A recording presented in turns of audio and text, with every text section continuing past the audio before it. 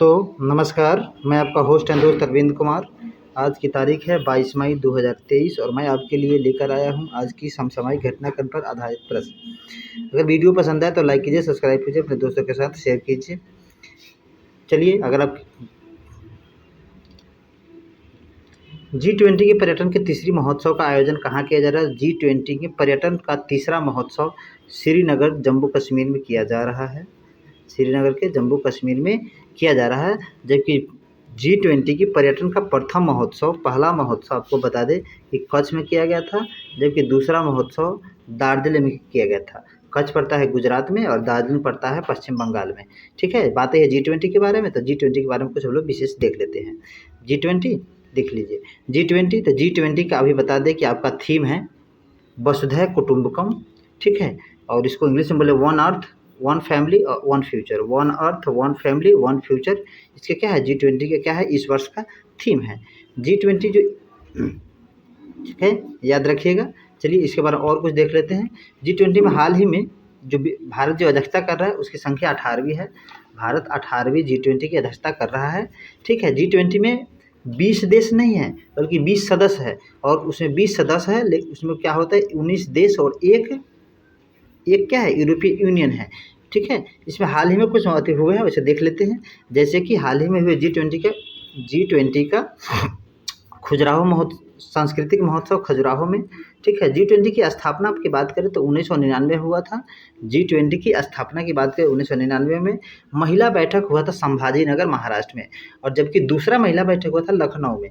G20 की प्रधानमंत्रियों की बैठक, जो मुख्य बैठक है, वह नई दिल्ली में किया जाएगा, नई दिल्ली में किया जाएगा। ठीक है, G20 बहुत ही महत्वपूर्ण है, क्योंकि आपको बताते कि G20 मुख्य रूप से 90% विश्व की 90% क्या है GDP का अति करता है। विश्व की 90% GDP का भागीदारी करता है G20। ठीक है, जबकि अगर अति की बात करें, जनसंख्या की बात करें, तो जनसंख्या का G20 60% भागीदारी करता है। ठीक है, चलिए आगे देखते हैं कुछ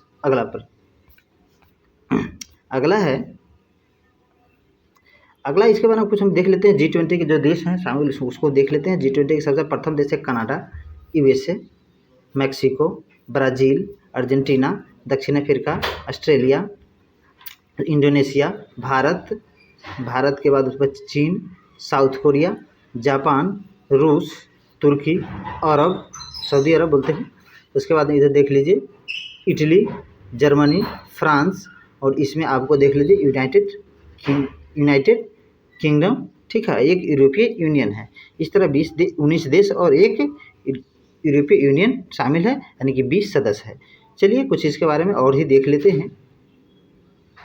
चलिए, और है G7 की 49वीं समिट कहाँ किया गया था? G7 की 49वीं समिट जापान के हिरोशिमा शहर में किया गया था। हिरोशिमा का नाम सुनकर आप लोगों को कुछ याद आ गया होगा। जैसे कि हिरोशिमा क्या हुआ था कि 6 अगस्त 1945 को किसके द्वारा, USA के द्वारा, अमेरिका के द्वारा वहाँ पे बम गिराया गया था। ठीक है, यहाँ विध्वंस हो गया था। हिरोशिमा जापान का एक शहर है, जो उसके क्या है कि होन्शु द्वीप पर है। किस द्वीप पर? होन्शु द्वीप है। जापान 4 द्वीपों का एक समूह है। सबसे पहले सबसे ऊपर है होकाइडो, सबसे ऊपर है होकाइडो, होन्शु, शिकोशु और क्यूशु। तो जापान का सबसे बड़ा द्वीप कौन है? होन्शु है। होन्शु द्वीप के ही सबसे दक्षिणी भाग पर कौन सा? हिरोशिमा शहर है। जबकि अगर वही नागासाकी की बात करें तो नागासाकी क्यूशु द्वीप पर है। ठीक है, चलिए अगला देखते हैं। अगला प्रश्न है कुछ इसके बारे में विशेष देखते हैं। G7 के बारे में। G7 में मुख्य रूप से 7 देश शामिल है। उसमें 7 देश में आते हैं USA, Germany, France, Japan, Italy, और उसके बाद यूनाइटेड किंगडम और कनाडा। ये 7 देश आते हैं। ये 7 देश सभी विकसित देश हैं। कौन सा देश है? विकसित देश है। और अभी इसकी 49वीं बैठक जापान के हिरोशिमा शहर में हुआ है। ठीक है, चलिए बात है इसके, तो हम इसके बारे में आगे देखते हैं। हाल ही में एक और बताते हैं कि हाल ही में क्या हुआ था कि प्रधानमंत्रियों के द्वारा इसमें G7 में क्या किया गया था? भागीदारी लिए गए थे, यानी कि समिट में पहुँचे थे। और एक और बता कि इसके बाद G7 के बाद प्रधानमंत्रियों के द्वारा पपुआ न्यू गिनी की यात्रा किया गया है। पपुआ न्यू गिनी ऑस्ट्रेलिया के पास एक क्या है, एक द्वीपीय देश है जिसमें कि पपुआ न्यू गिनी, ठीक है, वो ये ओशिनिया महादेश का हिस्सा है, ओशिनिया महादेश का हिस्सा है, ठीक है। चलिए इसके बारे में कुछ और अगला प्रश्न देखते हैं। अगला प्रश्न है, शंघाई में आयोजित, शंघाई चीन में है, एक शहर का नाम है शंघाई। शंघाई में आयोजित विश्व चैंपियनशिप में भारत का स्थान क्या है?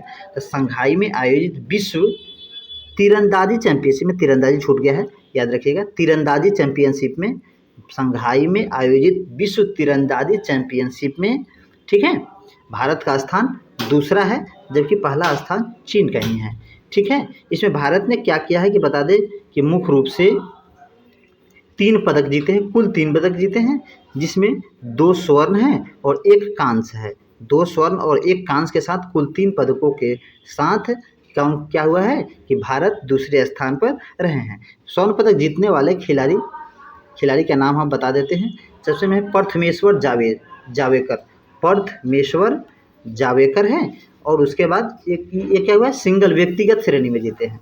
जबकि अगर एक स्वर्ण पदक जीता है मिक्स श्रेणी में, मतलब कि 2 लोगों का एक ग्रुप ने जीता है, जिसका नाम है सुरेखा वेनम, अजेश परवीन देवताली थे, ठीक है। इन्होंने एक व्यक्तिगत श्रेणी में और एक मिक्स श्रेणी में 2 स्वर्ण पदक और एक क्या हुए हैं कि 1 कांस्य पदक जीते हैं। चलिए देख लेते हैं इन तीनों को। ये रहे तीनों, आप इनको याद रख सकते हैं, ठीक है। चलिए आगे देखते हैं। अगला प्रश्न है, महात्मा गांधी छात्रवृत्ति पुरस्कार किस देश के 300 छात्रों को दिया गया है?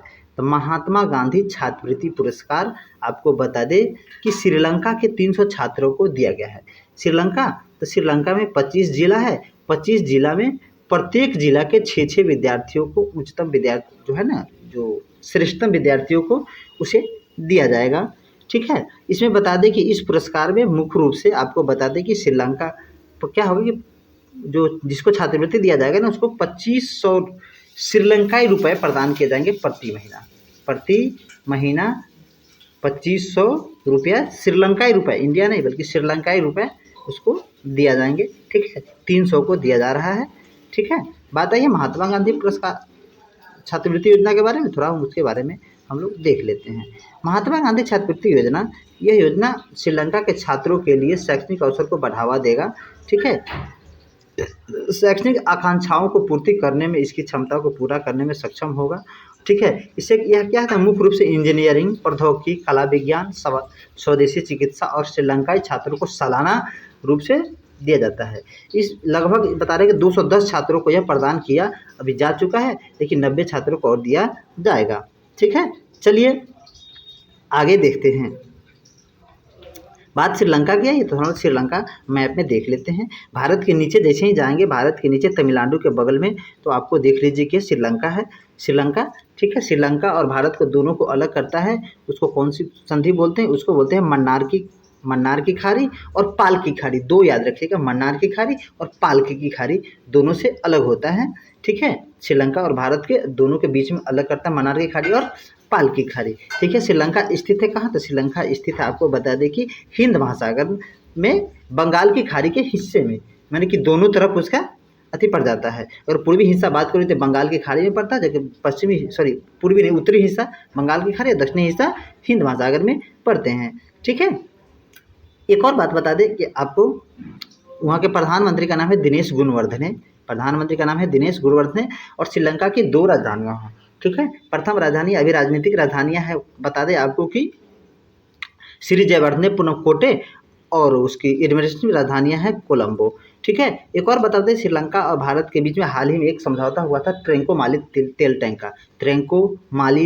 टैंक का समझौता हुआ था। जैसे क्या होगा कि भारत के द्वारा आपातकालीन स्थिति के लिए तेल को वहाँ पे रखा जाएगा, कौन सी तेल को रखा जाएगा, ताकि उसकी कोई ऐसी स्थिति आ जाए तो बाद में परेशानी न हो, ठीक है। यानी कि आपातकालीन स्थिति से जूझने के लिए उसे रखा गया है, ठीक है। चलिए देखते हैं अगला प्रश्न है, आपको बता दें कि इटालियन ओपन चैंपियनशिप किसने जीता है?